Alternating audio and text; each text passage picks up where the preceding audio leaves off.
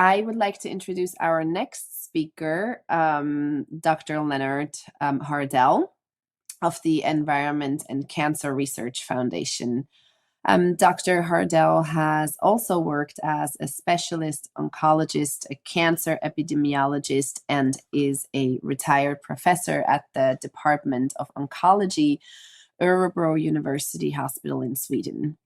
Today, he will be speaking to us about 5G microwave technology with a focus on 3.5 gigahertz frequency, the current state of knowledge on the health risks, first 5G case studies as they appear, and the 5G appeal. Dr. Hardell, it is great to have you. Thank you so much for joining, and I'm handing over to you. The floor is yours. Okay, thank you so much for inviting me, and I think you gave the presentation what I will talk about, so we can skip this first slide and go to the next one. As you can see here, there is quite a lot of base stations for 5G that are now at place. This is in Stockholm, Sweden, in October this year, where we made an investigation together with Dr. Tarmo Koppel from Tallinn in Estonia recently, 2 weeks ago. Next slide. As you know, radio frequency radiation, as Igor Belyayev mentioned, was in 2011 classified by IARC at WHO as a possible human carcinogen group 2B.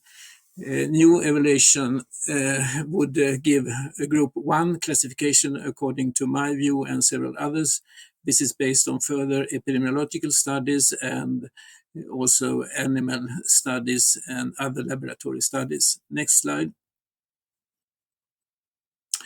This is a summary of the risk for brain tumors. We can see to the right a brain with a tumor in the red area.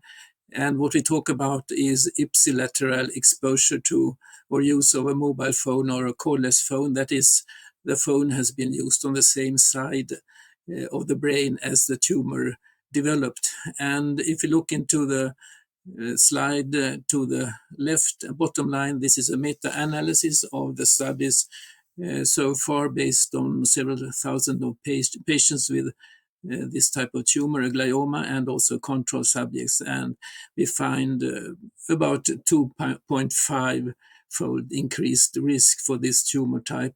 And this is highly statistically significant. Next slide. And the other tumor type that has been associated with use of wireless phones is acoustic nevrinoma, which is located on the hearing nerve. And as you can see, and also as Igor Belyayev mentioned, there's a high radiation in that area since there is no blocking tissue through the ear to that area. And actually the meta-analysis, summary analysis of the studies showed about 2.7-fold increased risk at the bottom line to the left slide, also statistically significant. Next, please.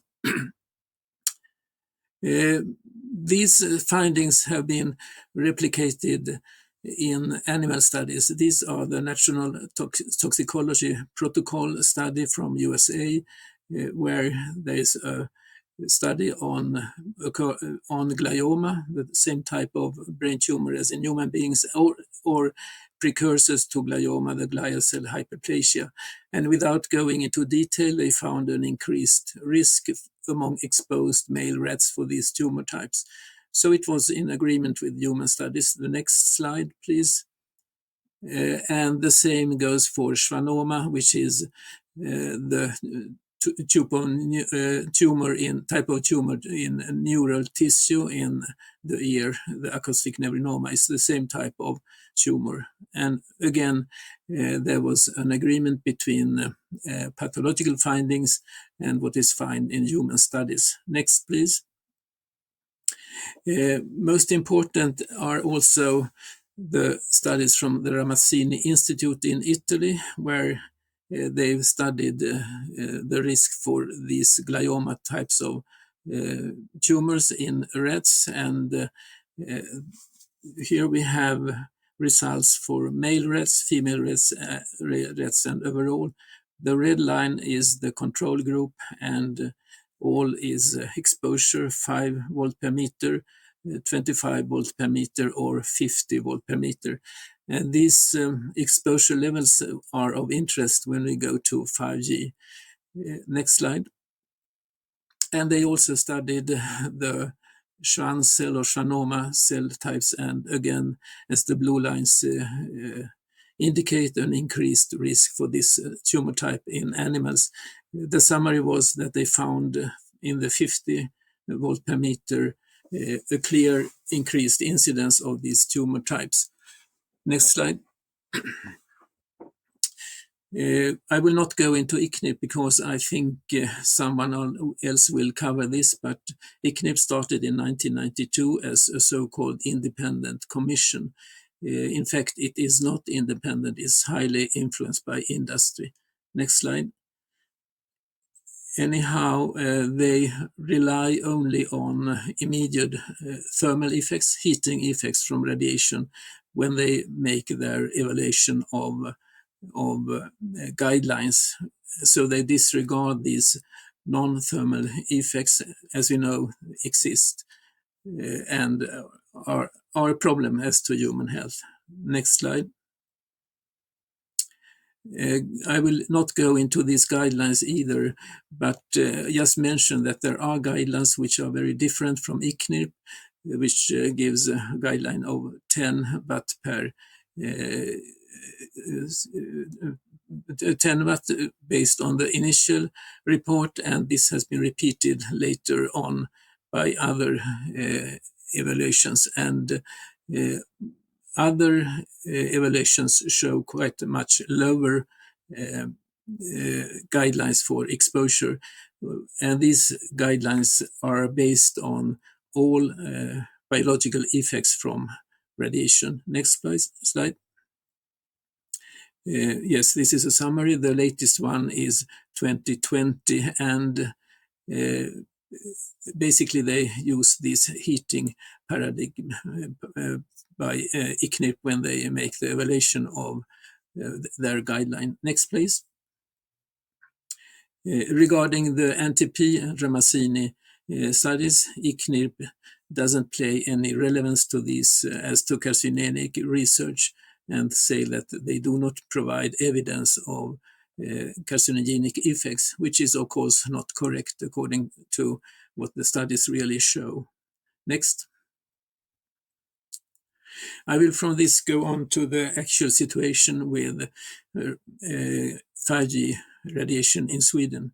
These are studies in Stockholm made 2 weeks ago by Dr. Koppel and myself, and we can see here in the central place called Sergel Plaza in Stockholm, where we to the left see the stairs down to the metro. To the right we have some people sitting there, and you can notice the small baby which is also there with the parents. You can see the very the base stations in the middle of this picture, and they are very low positioned. Next, please. We measured the radiation using the NARDA broadband meter, where we get the results for maximum as a root mean square for maximum value. And this means that its mean value is not taking the peaks, which may be much higher. Here we can see in volts per meter that the maximum is 35 volt per meter, which is in the range of the effects seen in Ramazzini Institute animal study of far field exposure and carcinogenicity in rats. In microvats, this corresponds to somewhat more than 3 million microvats per square meter. Next, please. This is a micro cell in the Swedish railway station downstairs. Next, please. And here we can see up to the right a microcell, and also to the left. And these are rather close to people passing by in this area. Next, please. And again, we find high exposure to radio frequency radiation due to 5G. It's 37 volt per meter, or about 3.5 million microwatt per square meter. So these are very high exposures again. And then we go to Skeppsbron in close to the old city in Sweden. To the right, we have the sea, and to the left we have the old city, and in front is actually the royal castle. Here are quite a lot of people passing by, and also traffic, and we can see on the roof very low positioned base stations, quite a lot of them. Mostly they are directed into the old city, but also some to the seaside. Next, please. Here we measured the somewhat lower maximum, but again very high, 24.5 volt per meter, or 1.5 million microwatt per square meter. When we passed the road Drottninggatan, which is a commercial road, much people walking around there, shopping, tourists, etc., we found actually these base stations, which are very close, just one flat up on the roof, and we couldn't see them until we, next please, next slide, saw on the meter that there was a high radiation, 44.6 volt per meter, which we could, after finding this on the meter, identify actual position of the base station. This is the highest exposure as we have found in Stockholm, and this measurement is clearly almost at the top level of exposure in the Ramazzini Institute study of 50 volt per meter. It's very high exposure also when we convert this to microwatt per square meter. It's more than 5 million microwatt per square meter. Next, please. We have, together with Mona Nilsson, published so far 4 case reports of people who have lived or stayed in places where they have got base stations for 5G, either on the roof or the opposite road. And all of these people have had to leave their housing and move to other places because of the high radiation, and they all developed the microwave syndrome. And of course, these persons had economical possibilities to move, but most people don't have it. Next, please. This is the first case where you can see the 5G base station close to the chimney, and a couple who lived just below these base stations in that apartment. Next, please. And they developed clinical symptoms of the microwave syndrome. First, if you look into the nervous system, they got several symptoms like headache and tinnitus and so on, as you can see here. And both of these persons developed these symptoms up to grade 10, mostly more among in the woman as compared to the man. They were practically free from any symptoms before 5G. They moved to an office without 5G, and the symptoms declined very rapidly. And then they moved to the countryside with very low exposure and were almost free from any microwave problems. This shows a classical provocation study, and in fact, this is also few instances where you can get rid of symptoms or diseases by an environmental toxin just to stop exposure. This is of course not true for many other toxins like PCB, etc. But this is actually showing the treatment for microwave syndrome among those people who are exposed to 5G. Next, please. They got also cardiovascular symptoms and nose bleeding, which is known to be one effect, blood pressure variation. Next, please. and also skin problems. This is also known to be a problem among those who are exposed to radiofrequency radiation, like burning and itching skin and some blisters and redness, etc. Here you can see the exposure in the bedroom and in the house for before 5G, with 5G, where the exposure went to more than 2.5 million microwatt per square meter, which is the top for the used broadband meter, and then finally on the countryside to the right with very low exposure, and all their problems had gone at that time. Next, please. The next case is actually where base station was situated on the roof of a building. You can take next, please. And you can see the distance from A, the 5G base stations, and B, where the 50-year-old healthy woman lived. Next, please. She got the microwave syndrome, and this is just to give an overview of her exposure, which was very high on the side of her apartment, which was directed towards the base station. And of course, on the balcony, the exposure was exceeding the highest measurement level in with a used safe and soundproof measurement device. Next, please. Well, Professor Veikko Launis at Åbo University in Finland has made some moral and ethical principles, or rather refined those that exist for human beings. First, there is the problem that there should be a respect for life, or activities should not influence the possibility to have a good life, which is a basic principle. Human dignity, the moral value should be the same. Human rights should be equal to all persons. And obviously this is not the case for 5G, which is a forced exposure to human beings. Self-determination, you must be able to determine yourself if you will be exposed or not in this case, which is of course not possible because this exposure is forced to people regardless if they want or not. And there is, at least in Sweden, very little you can do to avoid that.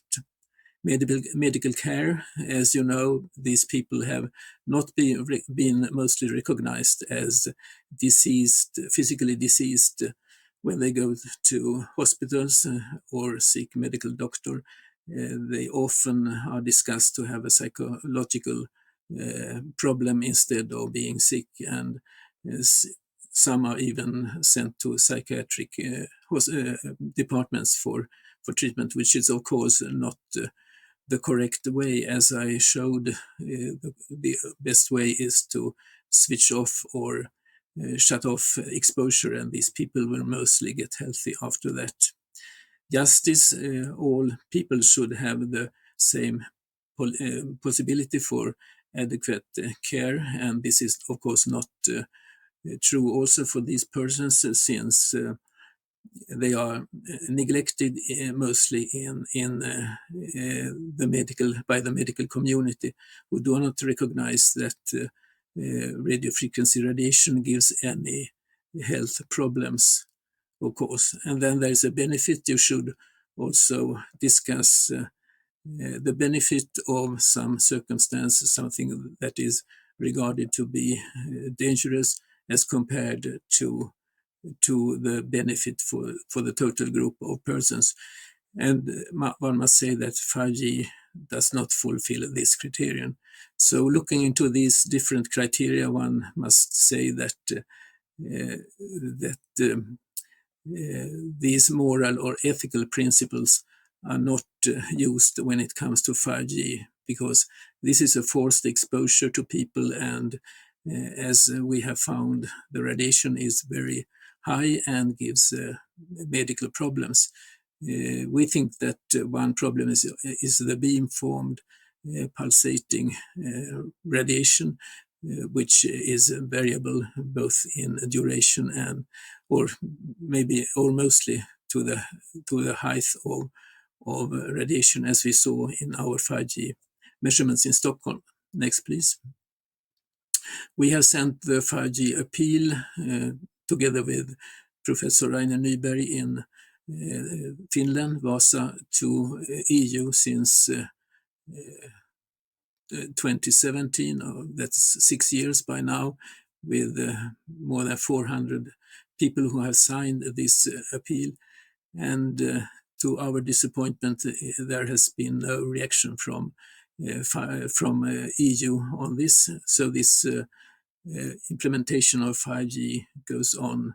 And as I understand, or I think this will create quite a lot of medical problems in the future, because we are just in the beginning to set up this technology. And as we have seen, the radiation is very high. It's in the levels which have been shown to give an increased cancer risk also. And of course, there is immediate reactions, as we have shown, those who develop the microwave syndrome, but there are also long-term health effects. Cancer takes mostly decades until it's developed. So this is a health problem that will come and increase in the future.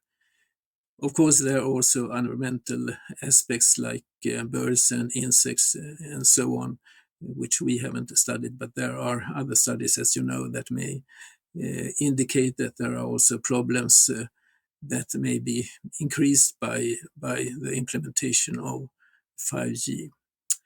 Well, I think I stop there. Thank you for your attention.